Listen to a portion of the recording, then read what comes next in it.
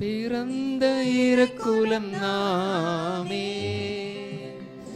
அன்பினை காத்து அறம் வளர்ப்போமே, அறம் வளர்ப்போமே.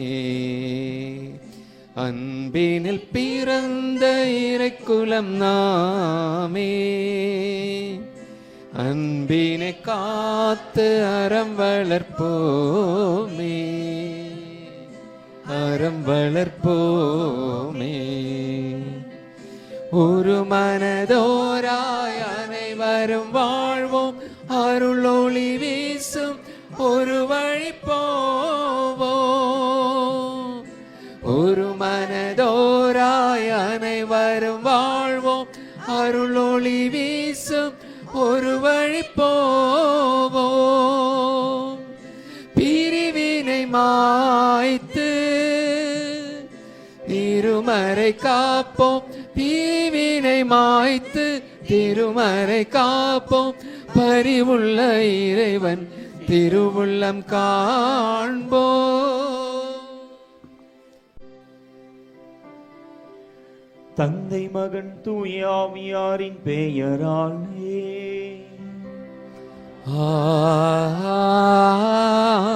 ஆமென். நம் ஆண்டவராகிய இயேசு கிறிஸ்துவின் அருளும் கடவுளின் அன்பும் தூய ஆவியாரின் நட்புறவும் உங்கள் அனைவரோடும் இருப்பதாக. ஆன்மாவோடும் இருப்பதாக.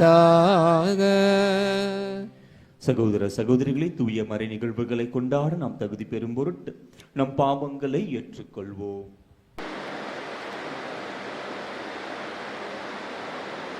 எல்லா வல்ல இறைவனுக்கும் சகோதர சகோதரிகளிடம் நான் பாவங்களை ஏற்றுக்கொள்கிறேன். ஏனெனில் என் சிந்தனையால் சொல்லாலும் செயலாலும் கடமையாலும் பாவங்கள் செய்தேன். என் பாவமே, என் பாவமே, என் பெரும் பாவமே. ஆகையால்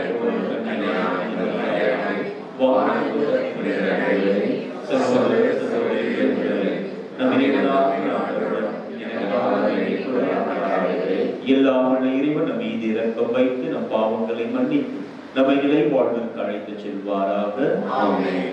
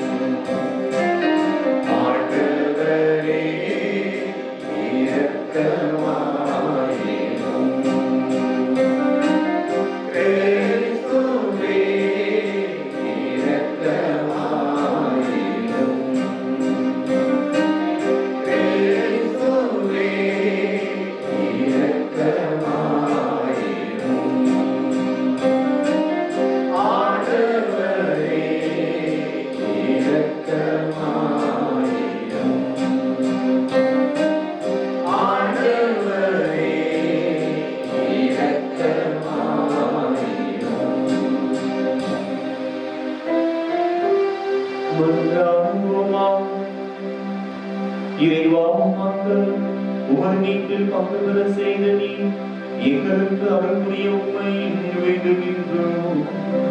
அதனால் அவருடைய உயிர்ப்பின் முன்னிட்டு நாங்கள் என்று மகிழ்ந்திருக்க செய்வீராக. உம்மோடு தூய ஆவியாரின் ஒன்றிற்கு இறைவனாய் என்றென்றும் வாழ்ந்து ஆட்சி செய்கின்றவர் வழியாக உம்மை மன்றாடுகின்றோம்.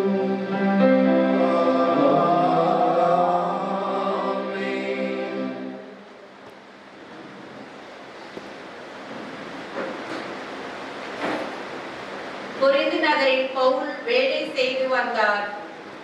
ஒவ்வொரு ஓய்வு நாளும் அவர் தொழுகை கூடத்தில் பேசினார். திருத்தூதர் பணிகள் நூலிலிருந்து வாசகம். அதிகாரம் 18, இறைவசனங்கள் 1 முதல் 8 வரை. அந்நாள்களில் பவுல் ஏதேன்ஸை விட்டு கொரிந்துக்கு போய் சேர்ந்தார். அங்கே போந்து பகுதியில் பிறந்த அகிலா என்னும் பெயருடைய ஒரு யூதரையும் அவர் மனைவி பிரிஸ்கில்லாவையும் கண்டு அவர்களிடம் சென்றார். அவர்கள் யூதர் அனைவரும் ரோமை நகரத்தை விட்டு வெளியேற வேண்டும் என்ற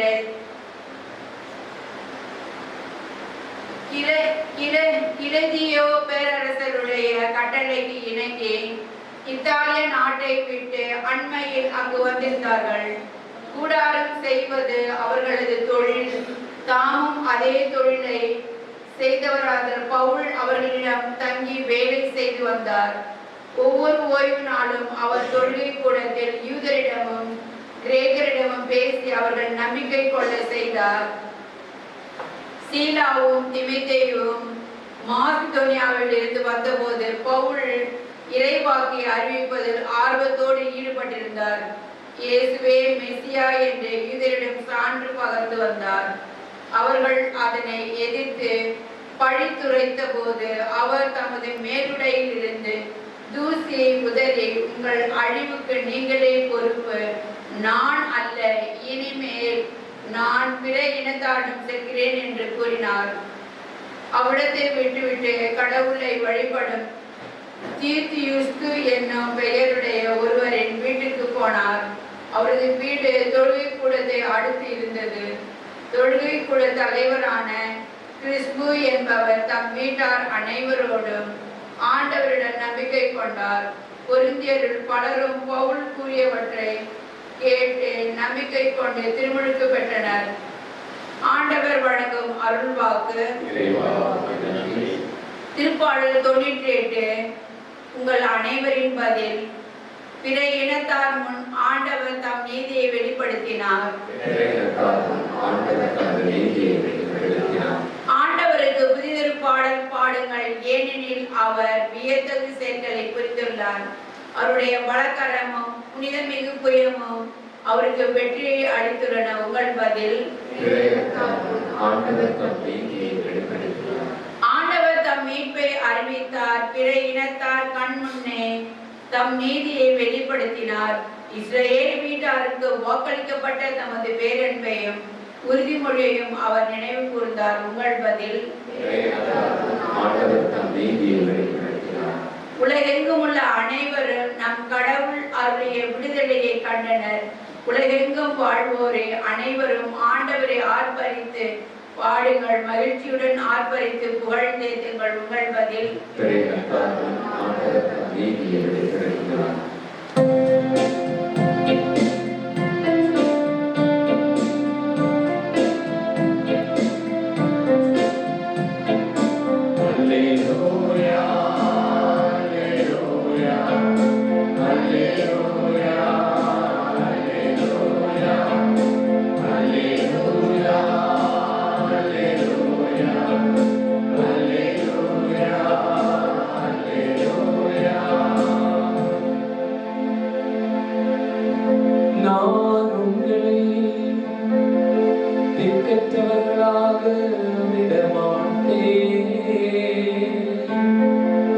உங்களிடம் திரும்பி வருவேன். உங்கள் உள்ளம் மகிழ்ச்சியடையும் என்கிறார் ஆண்டவர். அல்லேலூயா, அல்லேலூயா, அல்லேலூயா, அல்லேலூயா. ஆண்டவர் உங்களோடு இருப்பாராக.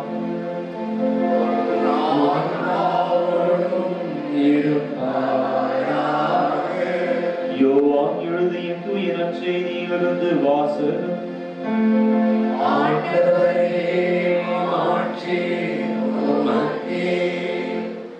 அதிகாரம் 16 இறைவசனங்கள் 16 20 முடியும்.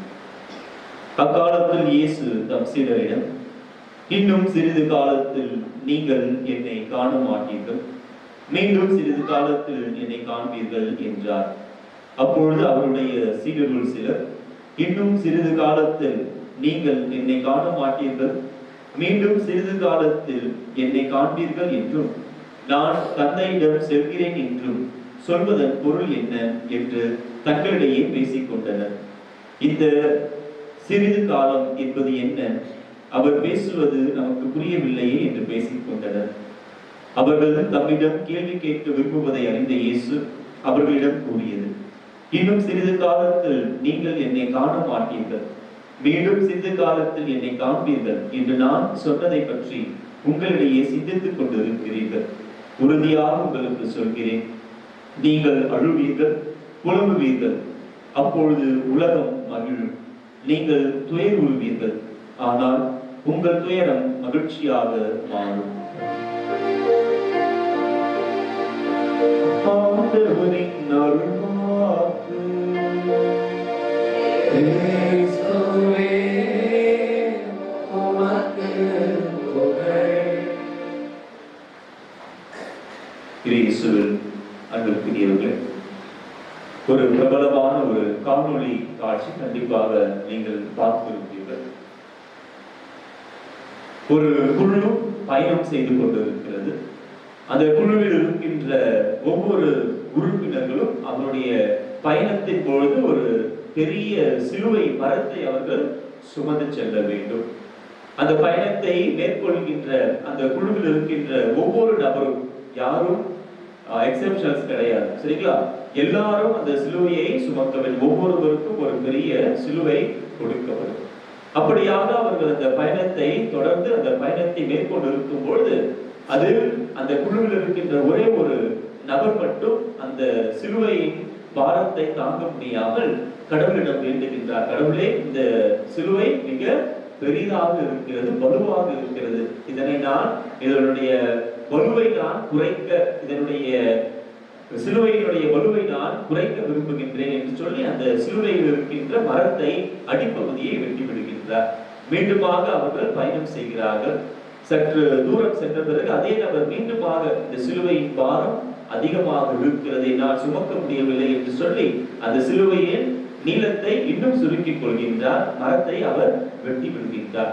இப்படியாக ஒரு 3-4 முறை அவர் செய்கின்றார். இந்த குழுக்கள் அனைவரும் பயணித்துக் கொண்டிருக்கிறார்கள். சிலுவையினுடைய வலுவை அவர் குறைத்ததனால் அவரால் வேகமாக நடக்க முடிகிறது. மற்ற அனைவரும் அந்த பெரிய சிலுவையை, அவர்களுடைய பெரிய சிலுவைகளை சுமந்து சோர்வுற்று தள்ளாடி நடக்க முடியாமல் அவர்கள் வருகிறார்கள். ஆனால் இந்த நபர் மட்டும் தன்னுடைய சிலுவையின் வலுவையெல்லாம் குறைத்துக் கொண்டு சிலுவையை சிறிதாக்கி வேகமாக நடக்கின்றார். அவரை பார்ப்போர், அவர் மற்றவர்களை பார்த்து அவர்களை கிண்டல் செய்து கொண்டும் அவர்களையும் அவ்வாறே அந்த சிலுவையின் வலுவை குறைக்க சொல்லி அவர் சொல்கின்றார். அவர்கள் தொடர்ந்து பயணம் செய்து கொண்டிருக்கும் பொழுது அவருடைய பாதையில் ஒரு மிகப்பெரிய பள்ளம் ஏற்படுகின்றது. ஒரு முனையிலிருந்து அவர்கள் மறுமுனைக்கு அவர்கள் கடந்து செல்ல வேண்டும். எனவே அவர்கள் அந்த பாதையை கடந்து செல்ல மற்ற அனைவரும் அவர்கள் சுமந்து வந்த சிலுவையை பாலமாக பயன்படுத்தி ஒரு முனையிலிருந்து மறுமுனைக்கு அவர்கள் அந்த சிலுவை வழியாக நடந்து செல்கிறார்கள். இதை கண்ட அந்த ஒரு நபர் அதே போல் அவருடைய சிலுவையை அந்த பள்ளத்தில் போடும் பொழுது அந்த பள்ளத்தின் அகலம் பெரிதாகவும் அவர் சுமந்து வந்த சிலுவை சின்னதாகவும் சிறியதாகவும் இருக்கிறது. அந்த சிலுவை அந்த பள்ளத்தில் விழுகிறது. அவரால் ஒரு முனையிலிருந்து மறுமுனைக்கு செல்ல முடியவில்லை. அவர் அங்கே மாட்டிக்கொள்கின்றார். அன்பானவர்களே, இந்த சிறிய நிகழ்வு நமக்கு சொல்கின்ற பாடம் இதுதான். இன்றைய நற்செய்தி ஆண்டவர் இயேசு மிக அழகாக தன்னுடைய சீடர்களுக்கும் நம் ஒவ்வொருவருக்கும் அவர் கூறுகின்றார். நாம் துன்பங்களை சுமந்தாக வேண்டும். நாம் துன்பங்களை துயரங்களையும் நாம் சுமந்தாக வேண்டும். ஆண்டவர் மிக தெளிவாக இன்றைக்கு நமக்கு கூறுகின்றார். நீங்கள் துயருவீர்கள், ஆனால் இறைவன் தருகின்ற வாக்கு என்னது? உங்களுடைய துயரம் மகிழ்ச்சியாக மாறும். துயரம் இல்லாத ஒரு வாழ்வை கடவுள் நமக்கு தரவில்லை. துன்பங்கள் இல்லாத வாழ்வை கடவுள் நமக்கு தரவில்லை. நாம் அழுவோம், புலம்புவோம், அழுவீர்கள், புலம்புவீர்கள், ஆனால் உங்கள் துக்கம் மகிழ்ச்சியாக மாறும் என்கின்ற அந்த நம்பிக்கையை இறைவன் கொடுக்கின்றார். அப்படி என்றால் இந்த துன்பத்தை, ஒரு துயரத்தை நாம் எவ்வாறு புரிந்து கொள்ள வேண்டும், நாம் எப்படி அணுக வேண்டும் என்கின்ற அந்த முறை மிக மிக முக்கியமானது. ஒரு துன்பத்தையோ, ஒரு பிரிவையோ, ஒரு எதிர்பாராத ஒரு இறப்பையோ நாம் சந்திக்கும் பொழுது அவற்றை நாம் எவ்வாறு புரிந்து கொள்ள வேண்டும் என்பது நமக்கு மிக மிக அவசியமாக தெரிந்திருக்க வேண்டும். முதலாவதாக இந்த துன்பத்தை நாம் புரிந்திருக்க வேண்டும் என்றால் நாம் கடவுளை நன்கு அறிந்தவர்களாக இருக்க வேண்டும். ஏன்னா கடவுள் சொல்கிறார், நீங்கள் துயருவீர்கள், உங்கள் துயரம் மகிழ்ச்சியாக மாறும் என்று கூறும்போது அந்த இறைவன் எப்படிப்பட்டவர் என்கின்ற புரிதல் நமக்கு இருக்க வேண்டும். அப்படி இறைவனை பற்றிய புரிதல் நமக்கு இல்லாத பொழுது நாம் பல சமயங்களில் நம்முடைய துன்பங்களை கண்டு கடவுளை பழி துரைப்பவர்களாக மாறிவிடுவோம். நம்முடைய கஷ்டங்களை கண்டு நாம் அதே கடவுள் நமக்கு கொடுக்கிறார் என்று நாம் சொல்லி அந்த கடவுளை வழிபவர்களாக மாறிவிடுவோம்.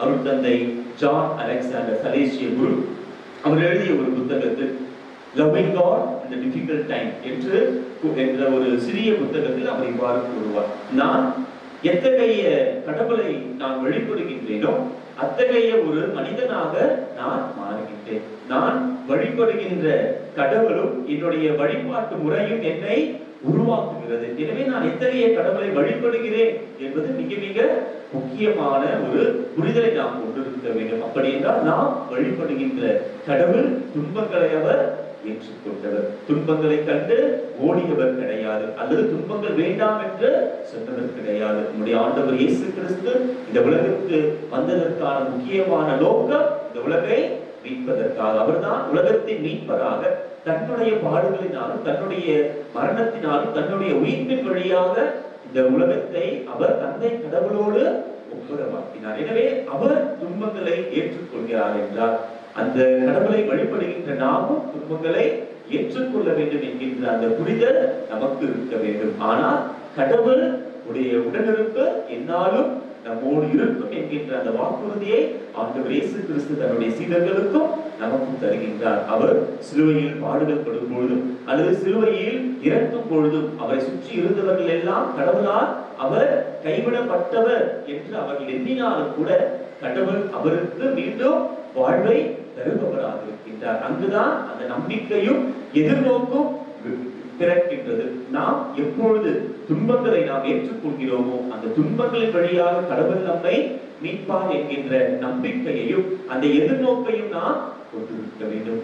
நம்முடைய துன்பங்கள் நாம் மீட்படைய வழியாக இருக்கும். எப்படி அந்த சிலுவையை சுமந்து கொண்ட ஒவ்வொரு குழுவினரும் அந்த ஒரு பள்ளத்தை அவர்களால் கடந்து செல்ல முடிகிறதோ அந்த சிலுவையையே அவர்கள் பாலமாக பயன்படுத்தி ஒரு முனையிலிருந்து மறுமுனைக்கு அவர்கள் கடந்து செல்ல முடிகிறதோ இன்றைக்கு நாம் நம்முடைய வாழ்வில் நாம் கடந்து வருகின்ற துயரங்களும் துன்பங்களும் இழப்புகளும் கண்டிப்பாக இவையெல்லாம் நம்முடைய மீட்புக்கு ஒரு கருவியாக இறைவன் பயன்படுத்துவார் என்கின்ற அந்த புரிதல் நமக்கு இருக்க வேண்டும். அப்படி புரிதலோடு நாம் இறைவனை நம்பும் பொழுது நம்முடைய துன்பங்களை அவர் மகிழ்ச்சியாக மாற்றுவார். கடவுள் நம்முடைய துன்பங்களில் நம்மோடு இருக்கிறார். அந்த நம்பிக்கையை நாம் கொண்டவர்களாக இருக்க நம்முடைய துன்பங்களின் வழியாக நம்மை மீட்கின்ற கடவுளாக இருக்கின்றார். அந்த மீட்கின்ற அந்த கருவியாக துன்பங்கள் நம்முடைய வாழ்வில் இருக்கின்றது என்பதை நாம் புரிந்து கொண்டு அதற்கான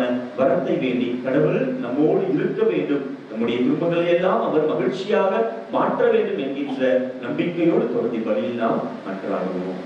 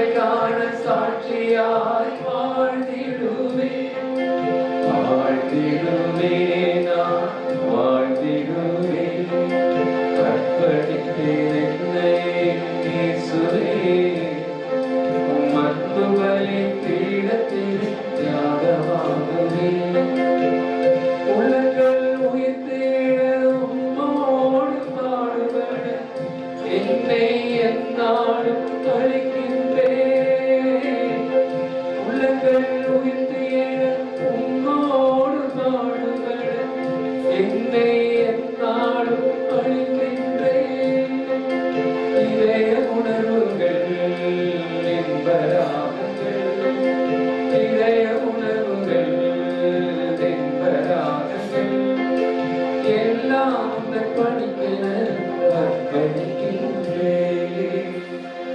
சகோதர சகோதரிகளே, என்னுடையது உங்களது மானிபலி எல்லா தந்தையாக இறைவனுக்கு ஏற்றதாகும்படி மன்றாடுங்கள்.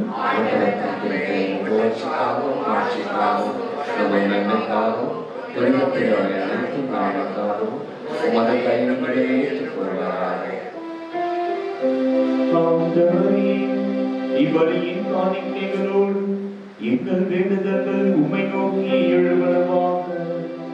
இவ்வாறு நாங்கள் தூய்மையாக்கப்பட்டு உமது பேரங்கத்தின் அருளையாளர்களை பெற்றுக்கொள்ள தகுதி பெறுவோமாக. எங்கள் ஆண்டவராகிய கிறிஸ்து வழியாக உம்மை மன்றாடுகின்றோம்.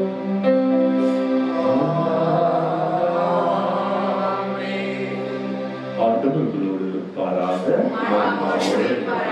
இதை எங்களை மீது எழுப்புங்கள். நம் இறைவனாகிய ஆண்டவருக்கு நன்றி கூறுவோம். ஆண்டவரே, எக்காலத்திலும் உம்மை புகழ்ந்துரைப்பது எல்லாவற்றுக்கும் மேலாகும் எங்கள் பாஸ்காவாகிய கிறிஸ்து பலியான இச்சிறப்பான காலத்தில் உம்மை இன்னும் மிகுதியாக வாழ்த்தி போற்றுவதும் மெய்யாகவே தகுதியும் நீதியுமாகும்.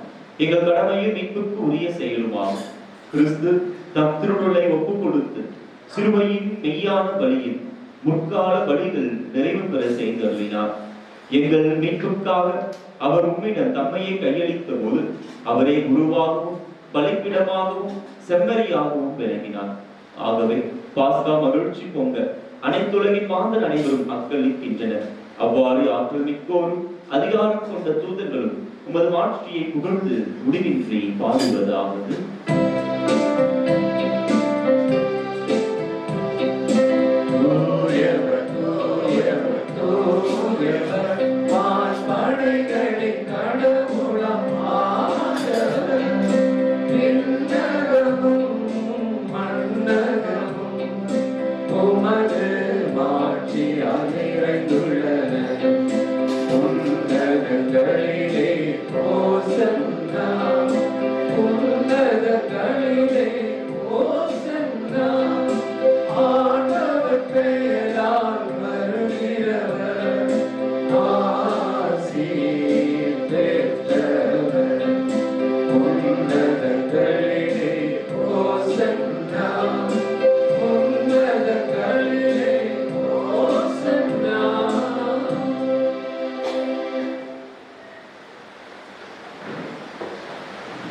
ஆண்டவரே, மெய்யாகவே தூயவர், தூய்மை அனைத்திற்கும் ஊற்று.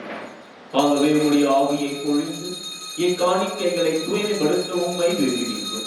இவ்வாறு எங்கள் ஆண்டவர் இயேசு கிறிஸ்துவின் உடலும் இரத்தமுமாக எங்களுக்கு இவை மாறுவனவாக. அவர் பாடுபட உளம் கனிந்து தம்மை கையளித்த போது அப்பத்தை எடுத்து நன்றி செலுத்தி அதை விட்டு தம் சீடர்களுக்கு அளித்து இயேசு கூறியதாகும், அனைவரும் இதிலிருந்து பெற்று உண்ணுங்கள், ஏனெனில் இது உங்களுக்காக கையளிக்கப்படும் என் உடல்.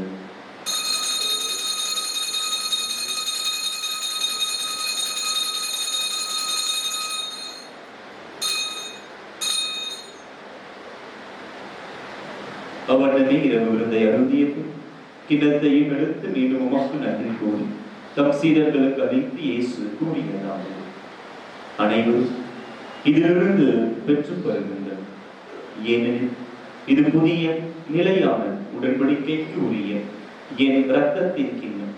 இது பாவ மன்னிப்புக்கென்று உங்களுக்காகவும் பலருக்காகவும் சிந்தப்படும்.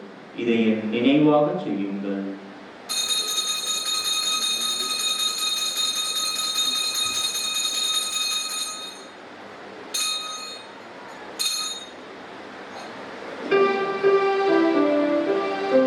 நம்பிக்கையின் மறை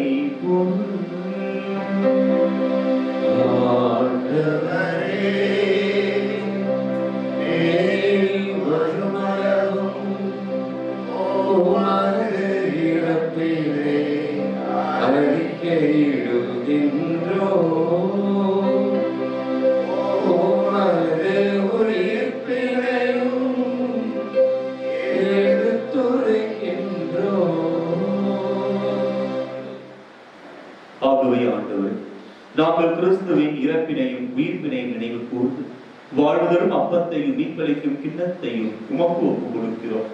உம் திருமுன்னின்று உமக்கு ஊழியம் புரிய தகுந்தவர்கள் எங்களை ஏற்றுக்கொண்டேன். எனவே உமக்கு நன்றி செலுத்துகிறோம். மேலும் கிறிஸ்துவின் உடலிலும் இரத்தத்திலும் பங்கு கொள்ளும் எங்களை தூய ஆவியார் ஒன்று சேர்க்க வேண்டும் என உம்மை தாழ்மையுடன் மன்றாடுகிறோம். ஆண்டவரே, உலகெங்கும் பரவி இருக்கும் உமது திரு அவையை நினைவு கூறுதலும். எங்கள் திருத்தந்தை லியோ, எங்கள் ஆயர் ஜார்ஜ் ஆண்டவரே, எல்லா திருநிலையினராகிய அனைவரோடும் உமது திரு அவை அன்பில் நிறைவு பெற செய்தலும். மேலும் உயிர்த்தெழும் எதிர்நோக்குடன் துயர்கொள்ளும் எங்கள் சகோதர சகோதரிகளையும் இறந்தோர் அனைவரையும் இரக்கத்துடன் நினைவு கூர்ந்து உமது திருமுக ஒளியினுள் ஏற்றலும். எங்கள் அனைவர் மீதும் இரக்கமாயிரும். கடவுளின் கன்னித்தாயான புனித மரியா, அவருடைய கணவரான புனித யோசேப்பு, என் பங்கின் பாதுகாவலரான புனித திருத்தூதர் தோமையா, மேலும் புனித திருத்தூதர்கள், இவ்வுலகிலும் புகழ்ந்தவரால் இருந்தோர் ஆகிய புனிதர் அனைவருடனும் நாங்கள் நிலைவாழ்வு பங்கு கொள்ளும் தகுதி பெற்று உம் திருமகன் இயேசு கிறிஸ்து வழியாக உம்மை புகழ்ந்தேற்று வரவருள உம்மை மன்றாடுகின்றோம்.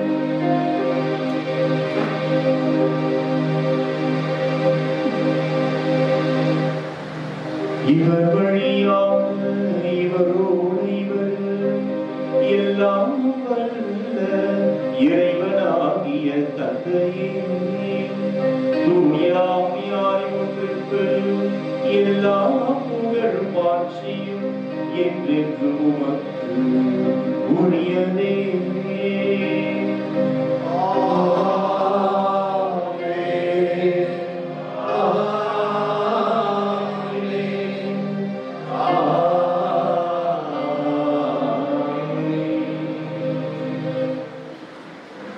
மீட்பரின் கட்டளையால் கற்பிக்கப்பட்டு இறை படிப்பினையால் பயிற்சி பெற்ற நாம் அனைவரும் துணிந்து ஜெபிப்போம்.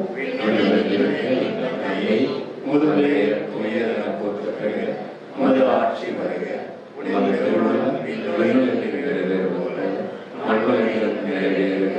எங்கள் அன்றாட உணவை இன்று எங்களுக்கு தார். எங்களுக்கு எதிராக குற்றம் செய்வோரை நாங்கள் மன்னிப்பது போல எங்கள் குற்றங்களை மன்னியும். எங்களை சோதனைக்கு உட்படுத்தாது, தீமையிலிருந்து விடுவிக்க வேண்டும். ஆண்டவரே, தீமை அனைத்திலிருந்து எங்களை விடுவித்து எங்கள் வாழ்நாளில் அமைதியை கனியுடன் அருள உம்மை மன்றாடுகிறோம். உமது இரக்கத்தின் உதவியால் நாங்கள் பாவத்திலிருந்தும் எல்லா நோய் நொடிகளிலிருந்தும் எப்பொழுதும் விடுதலை பெற்று யாதொரு கலக்கமும் இன்றி நலமாய் இருப்போமாக. நாங்கள் எதிர்நோக்கி இருக்கும் பேரின்பத்திற்காகவும் எமிப்பராகி இயேசு கிறிஸ்துவின் வருகைக்காகவும் காத்திருக்கின்றோம்.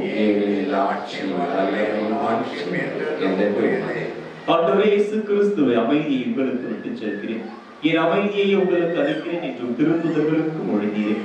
எங்கள் பாவங்களை பாராமல் உமது திரு அவையின் நம்பிக்கையை கண்ணோக்கி உமது திருவுளத்துக்கு ஏற்பதற்கு அமைதியையும் ஒற்றுமையையும் அளித்தருளீராக என்று வாழ்ந்து ஆட்சி செய்கின்றவர் நீரே.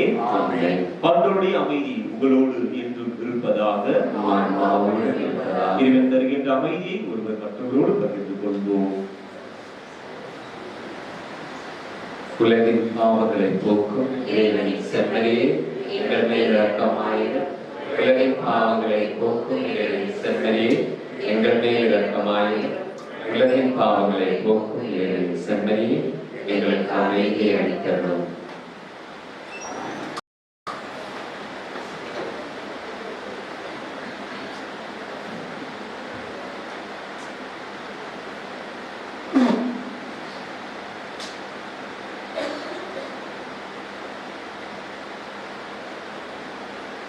இதோ இறைவனின் செம்மறி, இது உலகின் பாவங்களை போக்குகின்ற இயேசு ஆண்டவர். நீங்கள் துயருறுவீர்கள், உங்கள் துக்கம் மகிழ்ச்சியாக மாறும் என்று கூறி அவருடைய உடனிருப்பை வார்த்தையாலும் உணவாலும் நமக்கு தினந்தோறும் தந்து நம்மை ஆசீர்வதிக்கின்ற இறைவனிடம் நம்பிக்கையோடு இவரை பெற்றுச் செல்பவர்கள் பேரில் பெற்றோர்.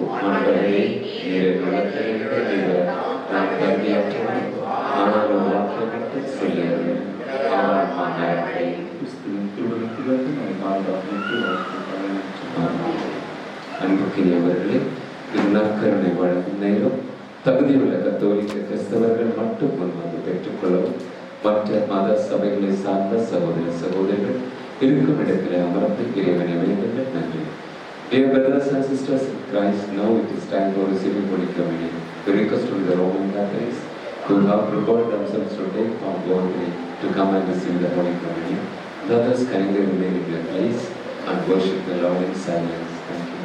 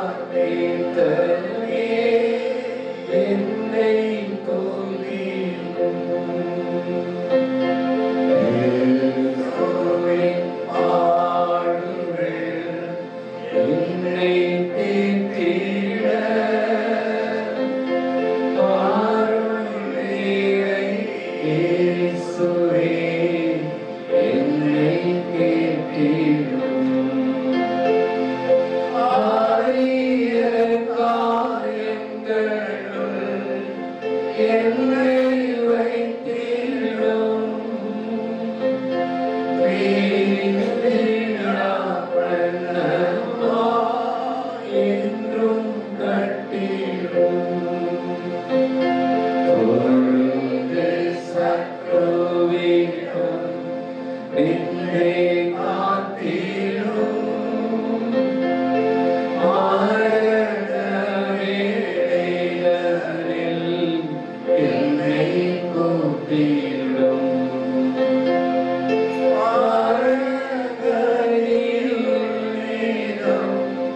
உம்மை வாழ்த்தவே வருகையில் கண்ணோடு என்னை இழைவிடும். ஆமென்.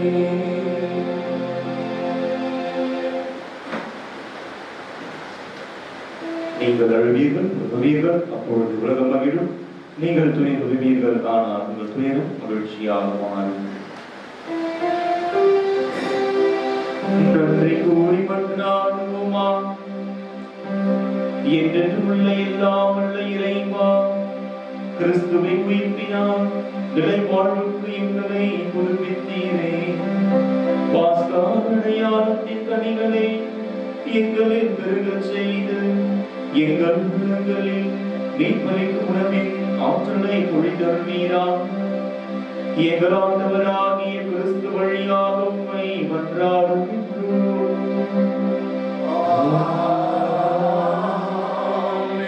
ஆண்டவர் உங்களோடு இருப்பாரா. ஆன்மாவோடும் இருப்பாராக. எல்லாம் வல்ல இறைவன் தந்தை மகன் தூய ஆவியார் உங்கள் அனைவரையும் ஆசீர்வதிப்பாரா.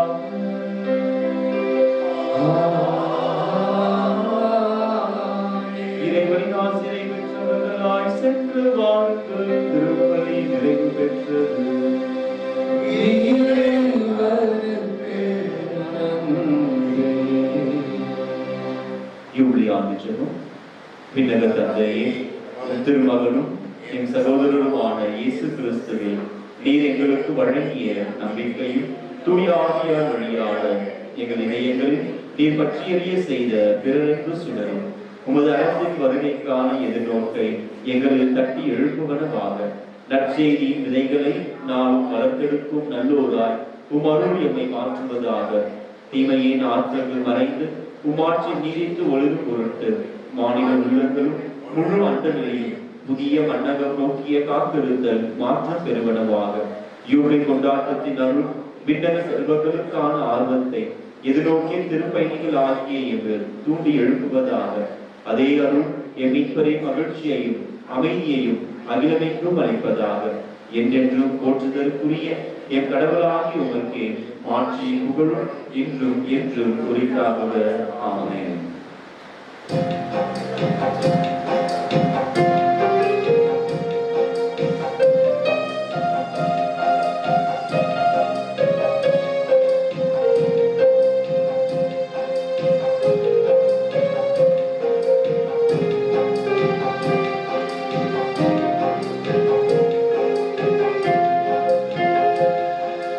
அன்பை பொழியும் அற்புத குழந்தை இயேசுவே, அரவணைத்து அமைதி நல்கும் குழந்தை இயேசுவே, உலகம் போற்றும் தங்கத்தின் குழந்தை இயேசுவே, உம்மை வாழ்த்தி வணங்கி நாங்கள் நன்றி கூறுவோம்.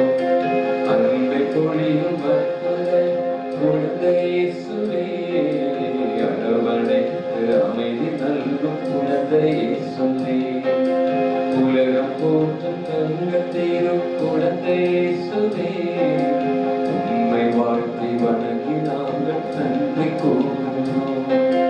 நன்றி இயேசுவே, குழந்தை இயேசுவே, நன்றி இயேசுவே, எங்கள் குழந்தை இயேசுவே, நன்றி இயேசுவே, குழந்தை இயேசுவே, நன்றி இயேசுவே, எங்கள் குழந்தை குழந்தை இயேசுவே சொந்த பந்தம் என்று எவரும் இல்லை நீயே நிலையான சொந்தம் சொந்தம் பந்தம் என்று எவரும் இல்லை நீயே நிலையான சொந்தம்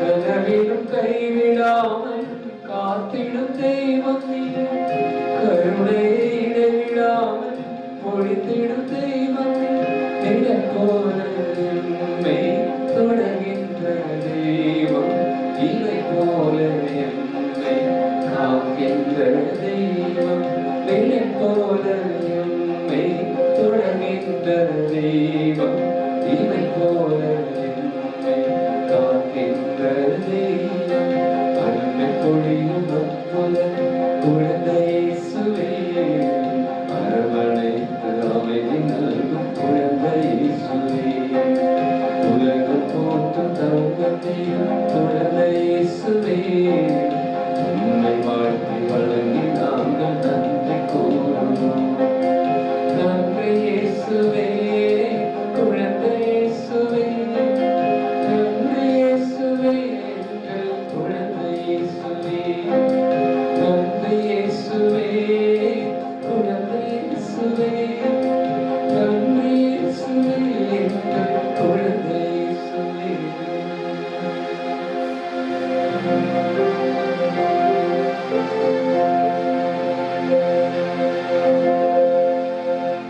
நித்திய துதிக்குரிய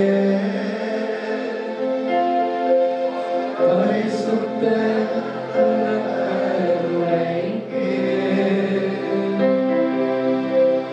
பக்தியாய் ஆராதனை இசையும் புரிவோம்.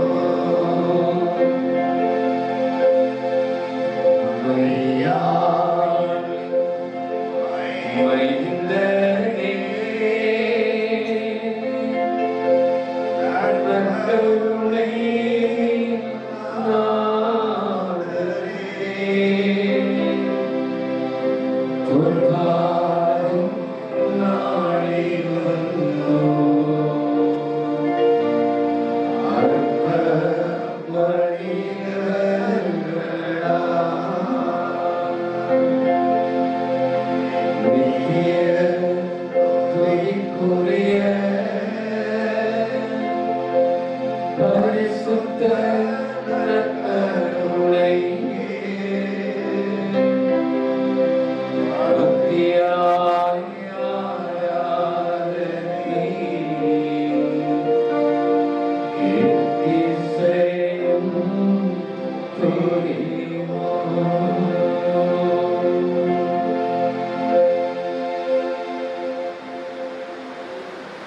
தந்தை மகன் தூய ஆவியின் பெயராலே